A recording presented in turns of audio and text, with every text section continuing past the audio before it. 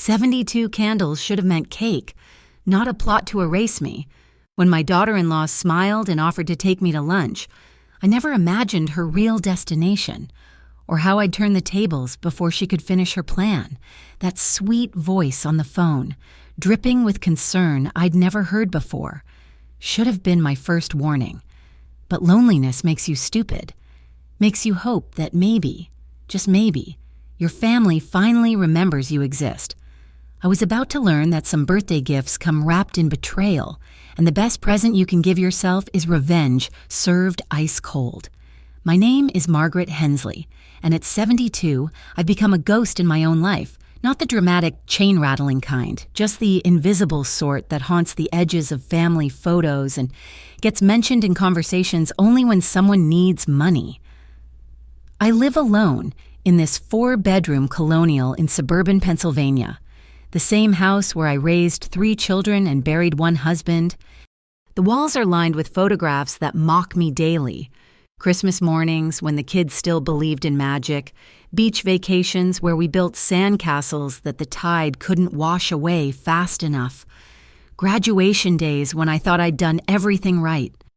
Now those same walls echo with silence so thick I could slice it with the butter knife I use for my solitary dinners. 10 years ago, when Robert died of a heart attack at his desk at Westridge Legal Services, the same firm where I'd worked as a secretary for 35 years, I thought loneliness would be my biggest enemy. I was wrong. The real enemy sleeps in your old bed, eats at your table, and calls you mom while calculating your net worth. My eldest, Daniel, married Melissa 15 years ago. She came into our family like a tornado in designer heels, rearranging everything to suit her taste. At first, I admired her confidence, the way she could command a room with her MBA vocabulary and perfect blonde highlights. But confidence in a daughter-in-law quickly becomes control when she realizes there's an inheritance to manage. Ruth, my daughter, lives 20 minutes away, but might as well be on Mars. She appears only when her credit cards are maxed out or when her latest boyfriend needs bail money. Last month, she showed up at 11:30 p.m., mascara running down her face, asking for $3,000. When I suggested she might try getting a steady job instead of chasing get-rich-quick schemes, she called me heartless and didn't speak to me for 2 weeks. That's our pattern. Crisis, cash, silence, repeat. Simon, my baby, escaped to Texas the moment he turned 18. He builds custom furniture now, has a nice wife named Grace, and 2 kids whose names I sometimes forget because I've seen them exactly twice. He calls on Christmas and my birthday, if he remembers. This year, he forgot Christmas. The transformation from matriarch to burden happened gradually, like erosion. First, I wasn't invited to Sunday dinners because it's such a long drive for you, Mom. Then holiday celebrations moved to Melissa's mother's house because she has more space. Family group texts started without me.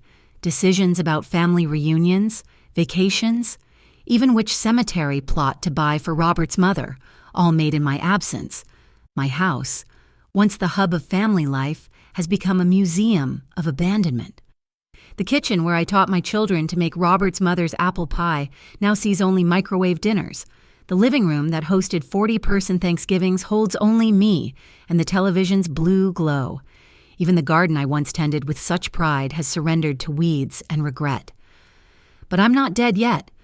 Despite what my children seem to think, 35 years as a legal secretary taught me more than just typing and filing. I learned how to read between lines, how to spot lies in depositions, how to protect myself with paper trails. When Daniel started asking subtle questions about my finances last year, when Melissa began suggesting I downsize for my own good, when Ruth suddenly became interested in becoming my power of attorney, I knew the vultures were circling, so I prepared, quietly, carefully, the way a smart woman does when she realizes her children see her not as their mother, but as a problem to be solved and an estate to be divided. They think 72 years have made me weak, confused, pliable. They're about to learn that revenge is a dish best served by someone who's had 7 decades to perfect the recipe. The phone rang at 8:15 a.m. on my birthday. jarring me from a restless sleep filled with dreams of empty chairs and silent phones. I'd been awake since 5, pretending today would be different, that 72 would somehow matter more than 71 had. "Happy birthday, Mom," Melissa's voice chirped through the speaker. So sweet it could have given me diabetes. In 15 years of marriage to my son, she'd never once called me on my birthday. Not once. "Melissa?" I couldn't hide my surprise. "Is everything all right? Is Daniel—" "Everything's wonderful. I was just thinking, why don't I take you out for a special birthday lunch? Just the two of us. Some girl time. We never get to do that." Girl time. The woman who'd systematically excluded me from every family gathering for the past 5 years wanted girl time. My internal alarm bells started clanging like a 5-alarm fire. "That's unexpected," I said carefully, sitting up in bed. The morning light filtered through curtains I hadn't bothered to update in a decade. "Oh, Mom, I know we haven't been as close as we should be." Her voice dripped with manufactured regret. "I've been so busy with work and the kids. But that's no excuse. You deserve to be celebrated, especially today. Let me make it up to you." I listened to her performance, noting the rehearsed quality of her words. Melissa was many things: calculating, ambitious, materialistic, but she was not a good actress. Whatever this was about, it wasn't my birthday. What about Daniel? Will he be joining us? "Oh, he's tied up with a client meeting. You know how it is." She laughed, that tinkling sound she practiced at her country club. "But that gives us a chance to really connect, doesn't it? I'll pick you up at noon. Wear something nice. We're going somewhere special." Somewhere special. The phrase lodged in my throat like a fishbone. "I appreciate the offer, but no buts. I insist. It's your birthday, and I won't take no for an answer. See you at noon." She hung up before I could protest further. I sat there, phone in hand, staring at the faded wallpaper Robert had promised to replace 20 years ago. My reflection in the dresser mirror showed a woman who'd aged into invisibility.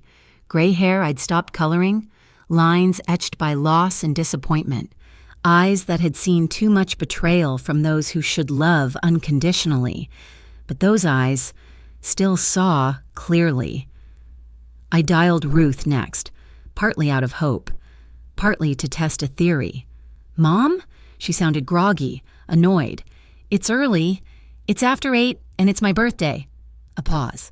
"Oh, right. Happy birthday. Listen, I can't talk. Melissa's taking me to lunch." The pause stretched longer this time. "Melissa, that's nice. Yeah, that's really nice. You should go. You sound surprised." No, just, busy woman taking time out, that's all. Have fun." "Mom, I gotta go." Click. My theory confirmed. Ruth knew something. They all knew something. I made one more call, to Simon in Texas. It went straight to voicemail, as expected. But I left a message anyway. "Simon, it's Mom. If you get this before noon, call me. It's important." Then I did what I'd learned to do in 35 years of legal work. I prepared for the worst while hoping for the best. I showered slowly, chose my clothes carefully, a navy blue dress Robert had loved, comfortable shoes in case I needed to move quickly, my good purse with the hidden pocket. I took my medications, checked my blood sugar, made sure my phone was fully charged. Normal morning routine for a normal birthday lunch, except nothing about this was normal. At 11:45, I heard Melissa's Lexus purr into my driveway, early. She was never early for anything involving me. I watched from the window as she checked her reflection in the mirror, adjusted her pearl necklace, practiced her smile, the smile of a snake about to swallow a mouse. She thought I was the mouse. She was wrong. I opened the door before she could knock, my own smile perfectly in place. "Melissa, don't you look lovely? Happy birthday, Mom." She air-kissed my cheek, enveloping me in a cloud of expensive perfume. "Ready for your special day?" "Oh, yes," I said, collecting my purse, feeling the weight of the phone inside. I've been ready for quite some time. The leather seats of Melissa's SUV smelled like new money and hidden agendas. I settled in, noting how she'd cleared the passenger side completely. No gym bag, no shopping bags from Nordstrom, none of her usual clutter, She'd prepared for this. "Such a beautiful day," she chirped, backing out of my driveway with practiced ease. "Perfect for a birthday adventure." Adventure. Interesting choice of words. We drove past Romano's, my favorite Italian restaurant, past the country club where she usually insisted on being seen, past every decent lunch spot in town. My fingers found the phone in my purse, thumb hovering over the speed dial I'd programmed last week. "Where exactly are we going, dear?" I kept my voice light, curious but not alarmed. "Oh, it's a surprise. A new place I've been dying to try. You'll love it, I promise. Very exclusive." We merged onto Route 78, heading west, away from town, away from anything familiar. The dashboard clock read 12:23 p.m. I watched the mile markers pass, cataloging each exit, each landmark. 35 years of reading property deeds and location descriptions had given me an excellent sense of geography. "You know," Melissa said, her knuckles white on the steering wheel, "Daniel and I have been talking. Here it comes." "Oh, about what?" "About you, Mom. We worry. That big house, all those stairs, and after your little fall last month." I tripped over the cat.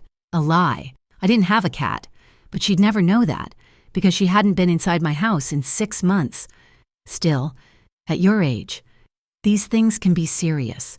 We just want what's best for you, somewhere you can be. Looked after. Looked after. Like a child. Like property. "I look after myself quite well, thank you." "Of course you do, but for how long? Wouldn't it be nice to not worry about maintenance, or cooking, or managing medications? Somewhere with people your own age, activities, medical staff on hand?" We passed the exit for Whitestown, then Bloomsbury. Still heading west, my mental map placed us about 40 minutes from home now, far enough that a confused old woman might not remember the way back. "Are you suggesting a nursing home, Melissa?" She laughed, that practiced tinkle again. "Oh, Mom, not a nursing home, a senior living community, very upscale, private rooms, gourmet dining, like a permanent vacation." Permanent. There was that word, sliding out like a serpent's tongue. "And I suppose you've already picked one out?" "Well, we did some research, just to have options ready. There's this wonderful place, Golden Meadows, 5-star rating, beautiful grounds. They even have a waiting list. But Daniel pulled some strings." Of course he did. My son, the string puller. The boy I'd taught to tie his shoes was now tying nooses. "How thoughtful," I murmured, watching the highway signs. We'd passed Allentown, still going west, and I suppose you've already made arrangements. "Just a tour, just to see, but—" She glanced at me, then back at the road. They did have an unexpected opening today. "Actually, if you liked it, you could move right in. Isn't that lucky?" Lucky. I almost laughed. The calculator in her head was practically audible. My house worth $800,000. My retirement accounts, Robert's life insurance, all those zeros dancing in her eyes. "What about my things? My furniture, my photographs?" "Oh, we take care of everything. Sort through it all, keep the important stuff. You wouldn't have to lift a finger." Sort through it. Code 4, sell what's valuable. Trash what's not. Erase 72 years of life in an estate sale. My phone vibrated in my purse. A text. I didn't need to look to know who it was from. "Right on schedule.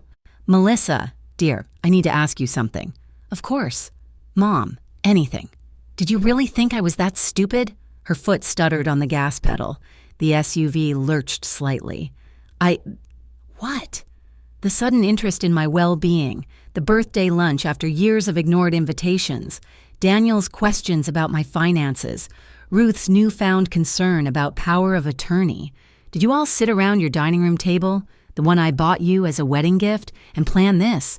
Or was it Melissa's idea, and the others just fell in line like they always do? "Mom, you're being paranoid. This is exactly why we're concerned. Exit 12 is coming up," I said calmly. "I suggest you take it. We're almost there. Just another 20 minutes and you'll see. Take the exit, Melissa. Now." Something in my voice must have penetrated her performance. She glanced at me, really looked at me for the first time since picking me up. What she saw made her press harder on the accelerator instead. You're confused. This is for your own good. You'll thank us later. I pulled out my phone. Let her see me typing. Shame. I was going to give you one chance to turn around. Who are you texting, Daniel? He knows where we're going. He supports this completely. I know he does. I said, hitting send. That's what makes this so satisfying. The text I'd sent was simple. Now, one word to Gregory Hale. My attorney and the only person I'd trusted with the truth. One word to set in motion the plans I'd been crafting since the day Daniel asked if I'd ever considered updating my will. What did you just do? Melissa's voice had lost its sugarcoating. The real woman was showing through, sharp, calculating, worried. What I should have done years ago, I replied, watching her face in the side mirror. Protected myself from my own family. She tried to laugh it off. Protected yourself? Mom, you're being dramatic. We're trying to help you. Help yourselves to my money. You mean, tell me, Melissa, how much did Golden Meadows cost? Or rather, how much did they pay you to deliver me? That's insane. No one paid us anything. No, but you prepaid them, didn't you? Using my account information that Daniel got when he helped me with online banking last month. What was it, 6 months in advance? A year, non-refundable. Of course. Deducted from my estate when I die. Her hands were shaking now. The SUV wavered slightly in its lane. You don't know what you're talking about. I know exactly what I'm talking about. I also know that Golden Meadows is 200 miles from home. No visitors. They told you for the first 90 days. Adjustment period. They call it, by the time anyone could check on me, you'd have power of attorney, control of my assets, and probably have me declared incompetent. You are incompetent. The mask finally slipped completely. You're a bitter old woman sitting on money you don't need while the rest of us struggle. Do you know what Daniel's practice is really like? Do you know how much debt we're in? But you sit in that house like a dragon on gold, watching us drown. There it was. The truth. Raw and ugly. I offered to help Daniel 2 years ago. He told me he didn't need charity from his mother. Because you wanted to control everything, loans with conditions, help with strings attached. The only condition was that he leave you. Best advice I never gave. She yanked the wheel hard, pulling onto the shoulder so fast I had to brace against the door. Cars whizzed past us, honking. She turned to face me, her perfect face twisted with rage. You poisonous old bitch. You never liked me. Never thought I was good enough for your precious son. You're right, I said calmly. I didn't. And you've proven me right every single day since. But Daniel chose you, so I kept my mouth shut and tried to love you anyway. This is how you repay that effort? By kidnapping me? It's not kidnapping. We're taking you to a care facility. Against my will, without legal authority, across state lines. My dear, that's the textbook definition of kidnapping. Also elder abuse, fraud, and conspiracy. Gregory explained it all quite thoroughly when we met last week. Her phone started ringing. Daniel's ringtone. Some pop song about money. How appropriate. She grabbed for it, but I was faster. Don't touch that, I said. You're going to want both hands on the wheel in about 30 seconds. What are you talking about? I pointed to the rearview mirror. The red and blue lights were just becoming visible, growing larger by the second. That would be the Pennsylvania State Police. Gregory called them about 15 minutes ago. The GPS tracker in my purse has been broadcasting our location this entire time. The blood drained from her face. You're lying. Check your side mirror. She did. The state trooper was definitely closing in, not passing by. Another unit appeared behind the first. They're not for us. They can't be. We haven't done anything wrong.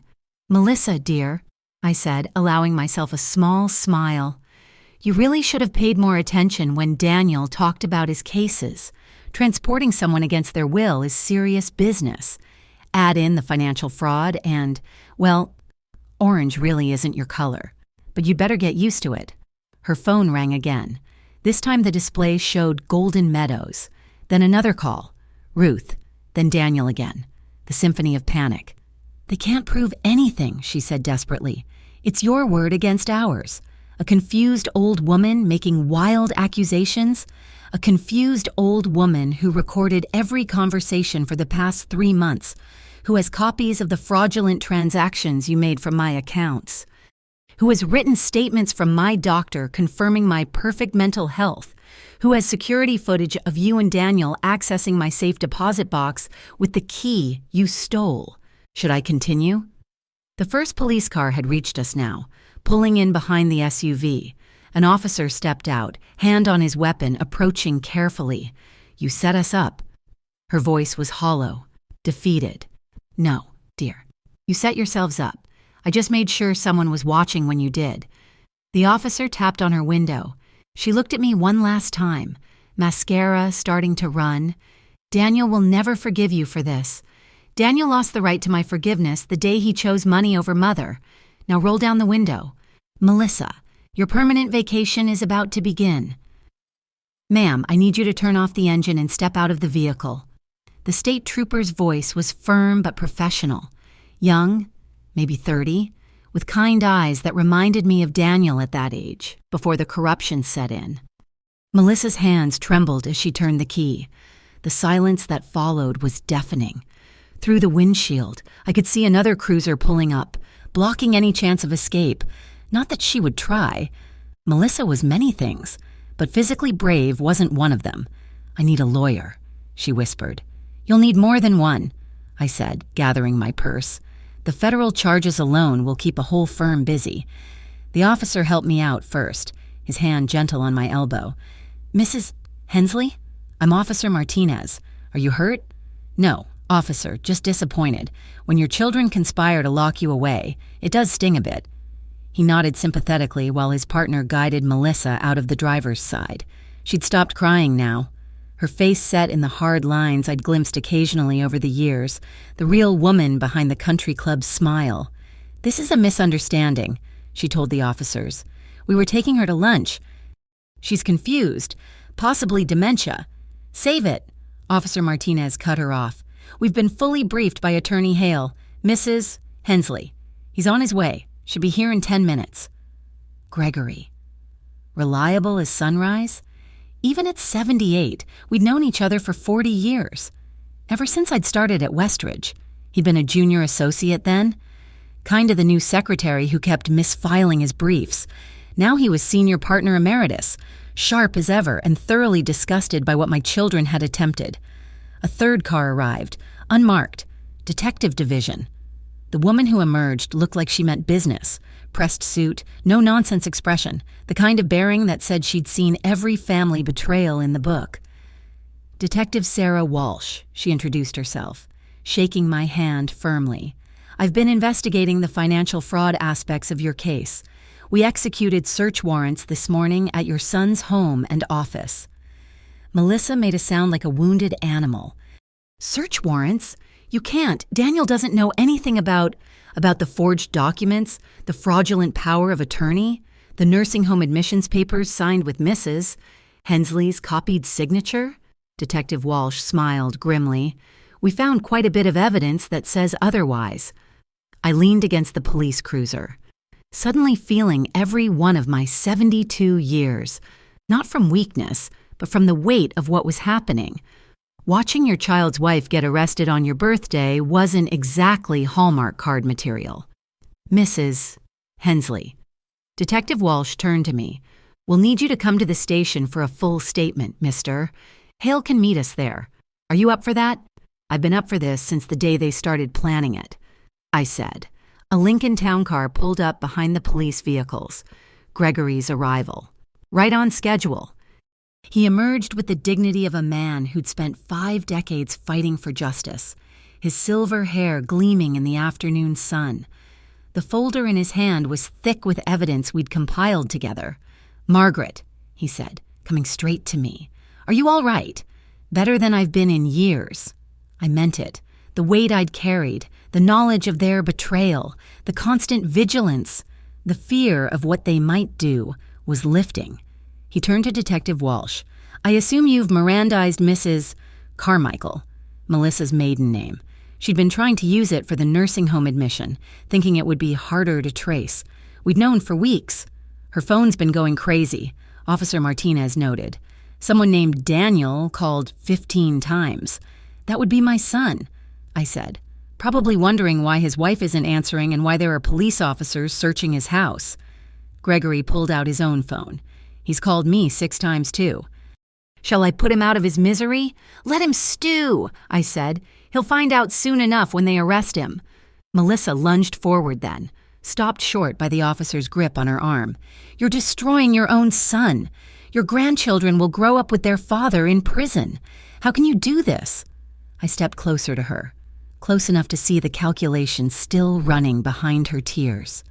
My grandchildren, whom you've kept from me for 2 years, will grow up knowing that actions have consequences, that stealing from family is still stealing, that treating your mother like a problem, to be solved instead of a person to be loved, has a price. We needed that money.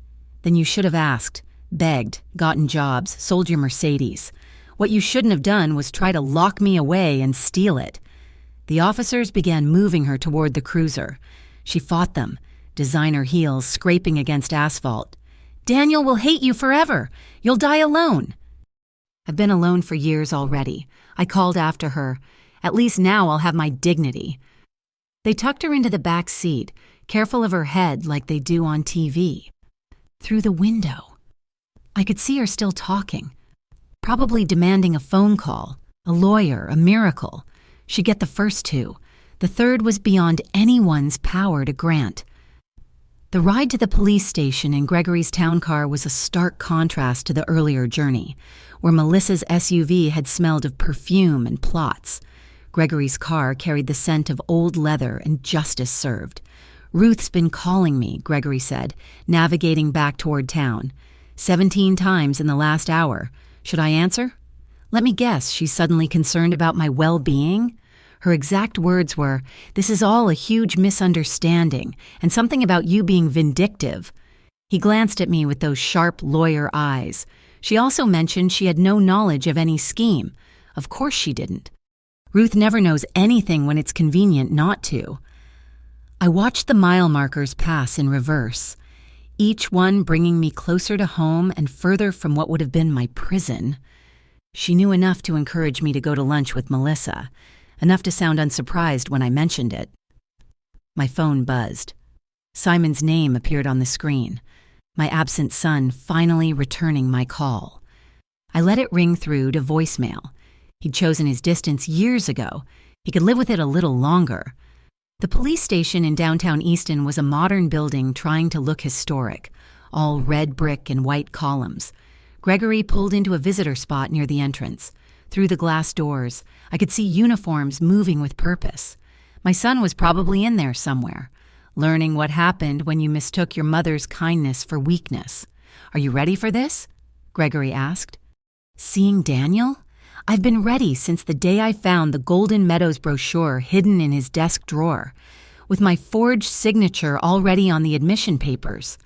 We walked in together, Gregory's hand protective on my elbow. The desk sergeant recognized him immediately.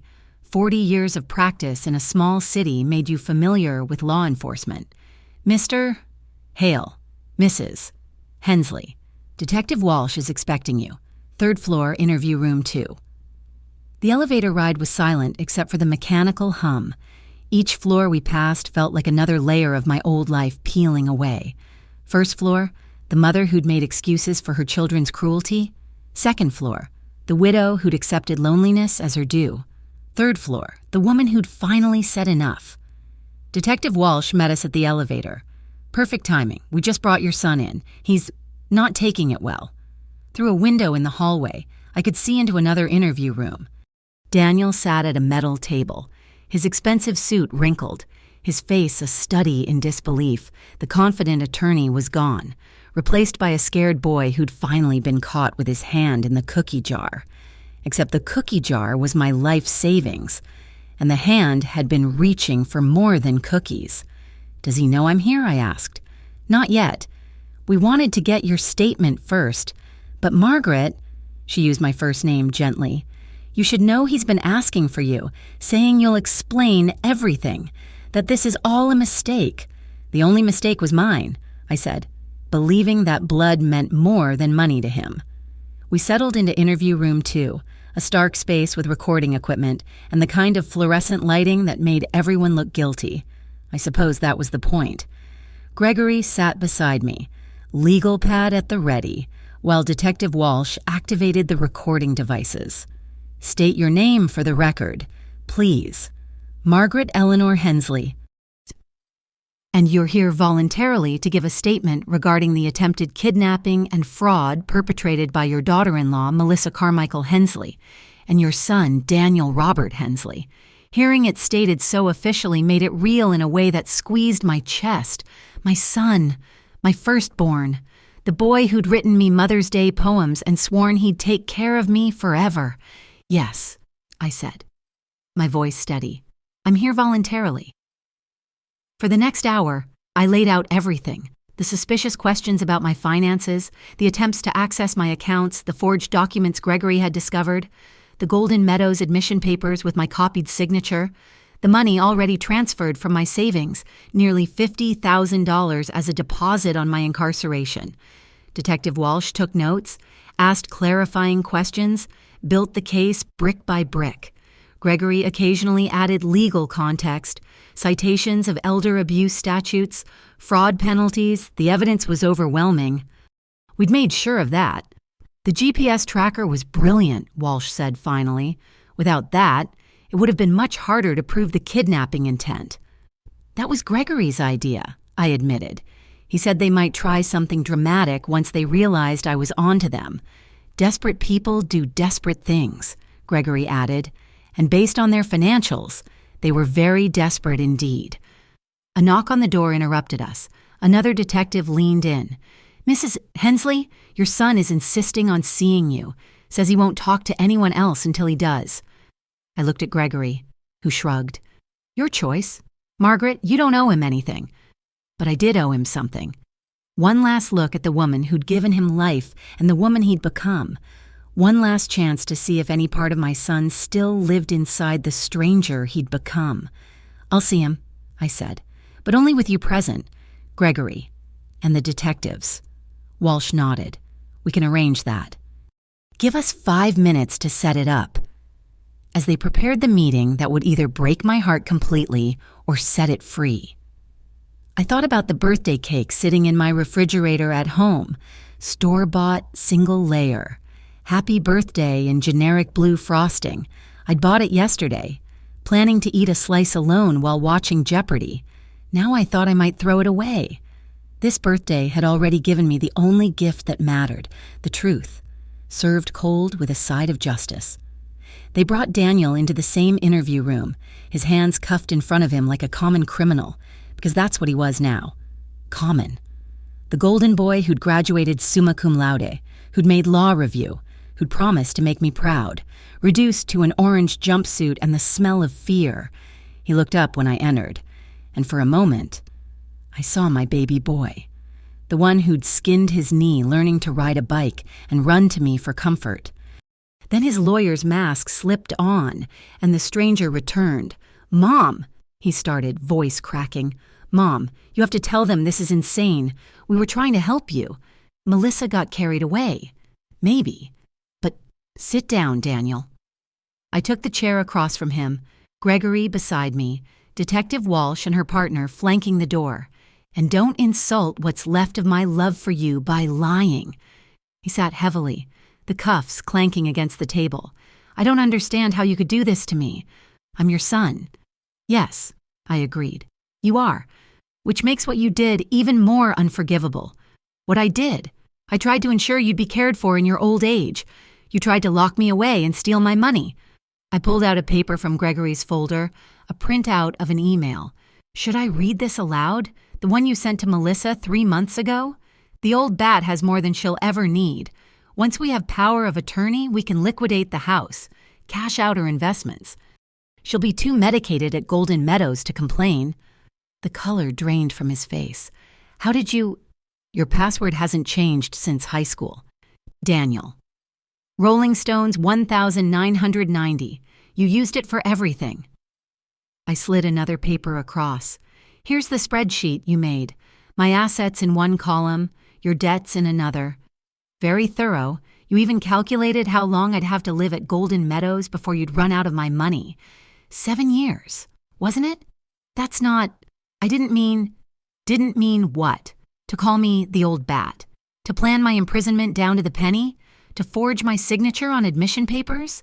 I pulled out document after document, each one another nail in his coffin. You've been planning this for a year, Daniel. A year of smiles at Christmas, of love you, Mom on the phone, all while plotting to throw me away like garbage. You don't understand the pressure I've been under. He leaned forward, desperate now.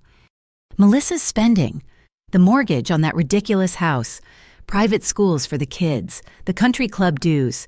So you decided to fund your lifestyle with my life? It wasn't supposed to be like this. You were supposed to just go along with it, be happy to be taken care of. Why did you have to fight us? I stared at him. This stranger wearing my son's face. Because I'm not dead yet. Daniel? Because I spent 35 years working for every penny in those accounts. Because I buried your father and survived the grief. Because I raised 3 children who apparently learned nothing about love or loyalty or basic human decency. Don't lecture me about decency. You turned us away when we needed help. I offered you help. With conditions. That you leave Melissa. Get financial counseling. Learn to live within your means. You called it manipulation. It was manipulation. It was a mother trying to save her son from a woman who would eventually convince him to commit elder abuse and fraud. I gestured around the room. How's that working out for you? He slumped in his chair, the fight draining out of him. For a long moment. We just looked at each other across the metal table and the wider gulf of broken trust. What happens now? He asked finally. Voice small. Detective Walsh spoke up. You're facing multiple federal charges. Mr. Hensley, conspiracy to commit fraud, elder abuse, attempted kidnapping across state lines. Your wife is facing the same, plus identity theft for forging your mother's signature. The kids, he whispered. What about my kids? Melissa's sister has already picked them up. I said, don't worry. I've set up education trusts for them. They'll be fine. Better off, probably. Learning that crime doesn't pay from their parents' example rather than their parents' teaching. His head snapped up. You're still giving them money? After this? They're innocent. Daniel? They didn't choose their parents. I stood, suddenly exhausted. That's the difference between us. I know how to love without conditions, even when that love isn't returned. Mom, please. He reached for me, cuffs stopping him short. I'm sorry. I'm so sorry. We can fix this. I'll pay it all back. You'll serve your time, I said. And maybe, if there's any of my son left in there, you'll figure out where you went wrong, but I won't be waiting to find out. I turned to leave, but his voice stopped me at the door. I did love you, he said. Before it all got so complicated, I did love you. I looked back one last time. I know, that's what makes this so sad. Gregory held the door for me, and we walked out together, leaving Daniel with his lawyers and his consequences. In the hallway, I had to lean against the wall for a moment, the weight of it all pressing down.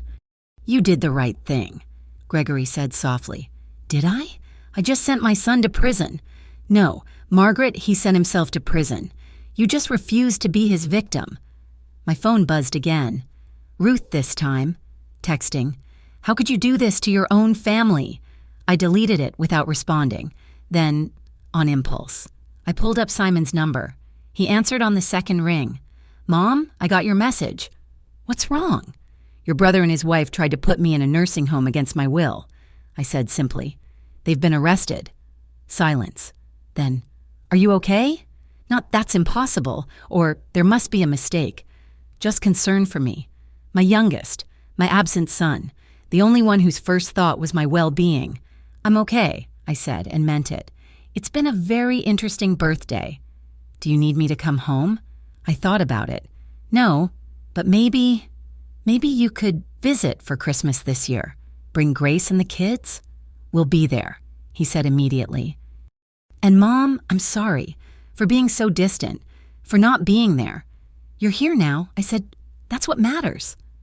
After we hung up, Gregory and I walked out of the police station into the late afternoon sun. My birthday was almost over. the worst and best one I'd ever had. The news spread through our small Pennsylvania town like wildfire. By evening, everyone knew that Margaret Hensley had sent her own son and daughter-in-law to jail. Some called me heartless. Others whispered good for her behind their hands at the grocery store. I didn't care about any of their opinions. Ruth never came to see me. She sent one more text. 3 days later, "You've destroyed this family." I responded with 2 words. "You did." That was the last time we communicated. I heard later she'd moved to Florida, telling anyone who'd listen about her cruel mother who chose money over blood. Let her tell her stories. Those who matter know the truth. The trial was swift. With all the evidence we'd gathered, with Melissa turning on Daniel to save herself, with Daniel finally breaking down and confessing everything, justice moved quickly. Daniel got 3 years, out in 18 months with good behavior. Melissa got 2 years, no early release. The judge, a woman about my age, looked at me with understanding as she delivered the sentence. "Mrs. Hensley," she said after the verdict, "I hope you find peace." Peace. Such a simple word for such a complicated feeling. I found it slowly, in unexpected places. In the morning coffee I drank without fear of someone drugging it, in the bank statements that showed my accounts intact and under my sole control. In the locks I didn't have to change because the people with keys were gone. In the phone that rang only when someone actually cared about me. Not my money. Simon kept his promise. That Christmas, my house filled with laughter again. Different laughter, untainted by greed or manipulation. Grace turned out to be a treasure, a daughter-in-law who hugged me like she meant it. Their children, 7 and 5, didn't know me well yet, but they were young. We had time. "Why haven't we visited Grandma before?" little Emma asked, decorating cookies at my kitchen table. "Because Daddy was being stupid," Simon said simply. "But we're here now." Yes, they were here now. Gregory helped me restructure my will. Ironclad trusts for the grandchildren. Charitable donations to the senior center where I'd started volunteering, teaching other elderly people how to protect themselves from financial abuse. Nothing for Daniel or Ruth beyond what I'd already given them. A lesson in consequences. The day Daniel was released, he called me. I almost didn't answer, but curiosity won. "Mom?" His voice was different. Older, humbled, maybe. "Daniel, I wanted you to know I'm out, and I'm sorry. Really sorry, not just for getting caught, for all of it." "I know," I said, because I did know. Prison had a way of clarifying things. Melissa left me, took the kids to her sister's in California. Divorce papers were waiting when I got out. "I'm sorry to hear that." And I was, a little, not for him, but for the children caught in the wreckage. Could I see you sometime? Not for money," he added quickly. "I know that's gone. Just to, I don't know, try to remember who I used to be." I thought about it for a long moment. "Maybe. Someday. But not yet. Daniel. Not yet." "I understand. And Mom, thank you. For the trust funds for the kids. You didn't have to do that. They're my grandchildren. That will never change, no matter what their parents did." We hung up without making plans. Maybe we never would. Maybe some bridges, once burned, can't be rebuilt.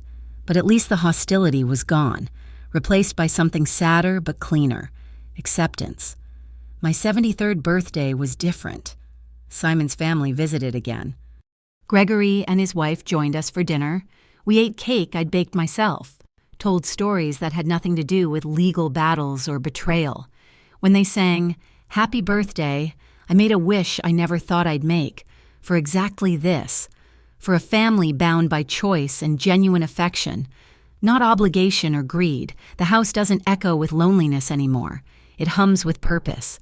I host book clubs now, teach piano to neighborhood children, grow the garden I'd abandoned. At 73, I discovered I wasn't too old to start over. I was exactly the right age, old enough to know my worth, wise enough to demand it to be recognized, strong enough to stand alone when family became the enemy. They thought 72 candles meant I was burnt out, ready to be discarded. They were wrong. I was just getting started. The ashes of their betrayal became the soil for my new life, and in that soil, I planted something they never expected: happiness. Not the kind that depends on others, but the kind you cultivate yourself. Water with self-respect and harvest in small, daily victories. My name is Margaret Eleanor Hensley. I am 73 years old. I am nobody's victim, nobody's burden, nobody's mark. I am a survivor, a fighter, and finally free. On my 72nd birthday, I didn't get cake or warm wishes from my children. Instead, I got something infinitely more valuable: my life back. They tried to bury me in a prison disguised as care, but I was the one who held the keys all along.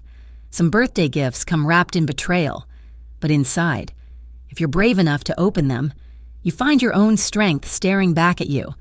That's the gift that keeps on giving. Long after the candles have been blown out and the smoke has cleared, thank you for listening to my story. I'd love to know where you're listening from. Please share in the comments below so we can connect. If this story resonated with you, please subscribe to the channel and share your thoughts. Your own experiences and perspectives make these stories richer for everyone.